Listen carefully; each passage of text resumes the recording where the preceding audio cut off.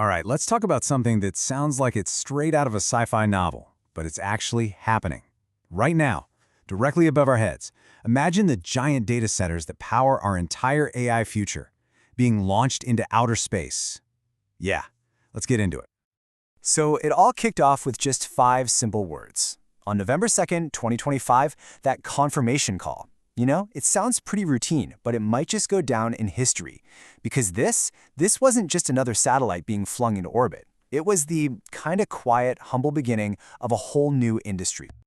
So you gotta ask, what does this launch really mean?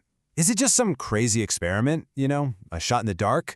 Or are we watching the very first step of a plan to move our planet's heaviest computing jobs off-world? And in doing so, maybe, just maybe, solve some of our biggest resource problems down here. Okay, so let's talk about the company that pulled this off. They're called Starkloud, and they just made history, basically, by launching a satellite with something inside that, well, has never been in orbit before. The real secret sauce here is what's on board. Starkloud 1 is carrying an Nvidia H100 GPU, and if that sounds familiar, it's because it's the exact same kind of chip that's powering the whole AI revolution down here on Earth. We're talking about a prototype maybe the size of a mini fridge that is an insane 100 times more powerful than any computer that's ever been operated in space. The whole point of this first mission? Just to prove they can keep this beast of a chip from, frying itself in the harsh environment of space. It's all about thermal management and radiation shielding. Now, to really get why someone would go to all this trouble, launching data centers into space sounds pretty extreme, right? We actually have to look down, not up. The thing is, the crazy growth of AI is creating a very real crisis right here on Earth. Okay, so those data centers that train things like ChatGPT, they are absolute monsters. Think of them as energy hogs, just sucking down electricity and putting a huge strain on our power grids. And water? Oh man, they are massive water drains. They have to evaporate millions of gallons of fresh water just to stay cool. We're talking about a practice that is literally drying up rivers and lakes in some places. And of course, they take up enormous amounts of land. These aren't small problems. They're fundamental physical limits we're hitting. So, you're up against these hard limits on Earth. Starkloud's solution? Well, it's both incredibly simple and totally audacious. If you're running out of power, water, and space on Earth, just leave. And here's the really beautiful part of this idea. It completely flips Earth's biggest problems on their head and turns them into advantages. So you put the satellite in what's called a sun-synchronous orbit, which means it's pretty much always in the sunlight. Boom! Constant solar power. And that cooling problem? It just disappears. Instead of wasting tons of water, you use the vacuum of space as a giant, infinite radiator. And land? Not an issue. All of a sudden, the biggest things holding us back on Earth become the biggest advantages of being in space. So you might be wondering, how does this cooling thing actually work? Well, it's basically a closed-loop system. The AI hardware gets super hot, a special fluid runs over it and absorbs all that heat. Then, that hot fluid gets pumped out to these big, deployable radiators that kind of look like wings or solar panels. And from there, the radiators just beam the heat out into the cold, empty void of space as infrared radiation. That's it. It's super efficient and uses zero resources to cool these incredibly powerful computers. All right, so having a brilliant idea is one thing, but turning it into a real, actual business that can launch things into orbit, that's a whole other ballgame. And yeah, you can bet this idea has had its share of skeptics. The main argument against it, the big technical hurdle, was always this. To get rid of all that heat, you need huge radiators, like a massive surface area.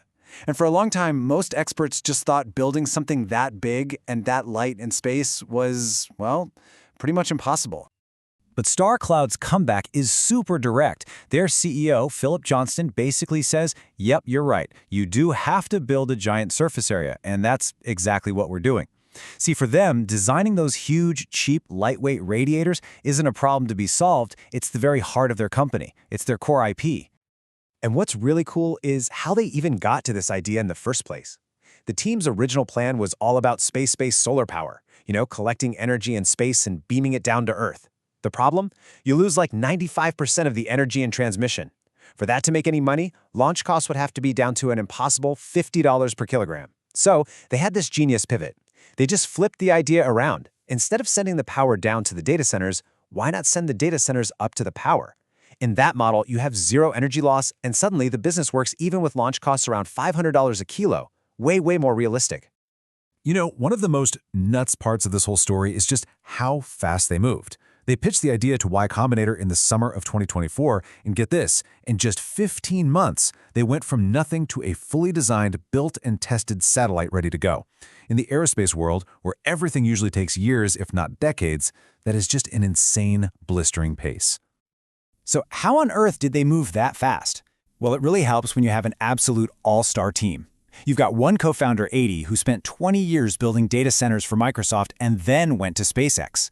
The CTO, Ezra, he's got a PhD and literally designed deployable structures for NASA missions. And the CEO, Philip, brings the heavy-duty math and physics background. It's like the perfect storm of expertise, data centers, rockets, and the fundamental science to back it all up. Their whole mindset is kind of summed up by this quote from Sam Altman. It's easier to build a hard company than it is to build an easy company.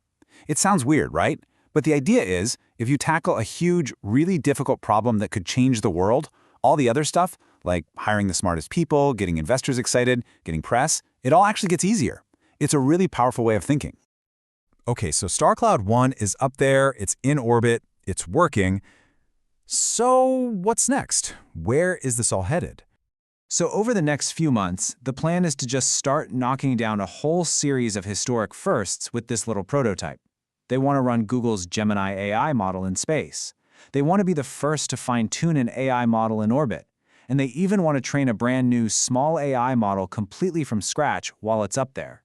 These are the big milestone moments, the proof points that everyone is waiting to see.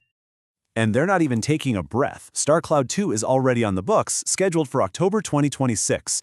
This next one's going to be a monster, at least 10 times more powerful than the first one. It's going to have Nvidia's next-gen Blackwell chips and super-fast 24/7 laser communications. You can see the roadmap here. It's all about rapid, exponential growth.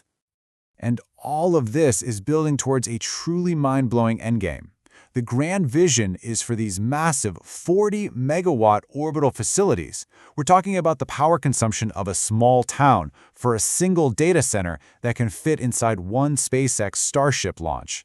That's the future they're building, one where a huge chunk of our AI computing doesn't touch Earth's power grid or water supply at all. You know, what sounded like a completely wacky idea just a few years ago, now it's being taken very, very seriously. Starkloud might have been the first to actually get something into orbit, but believe me, they are not alone anymore.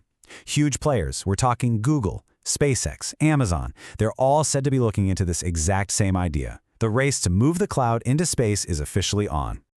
So that kind of leaves us with one last big idea to chew on. As we keep running into more and more limits here on our own planet, energy, resources, you name it, it really makes you wonder, right? Could the best solutions to Earth's biggest problems not actually be on Earth at all?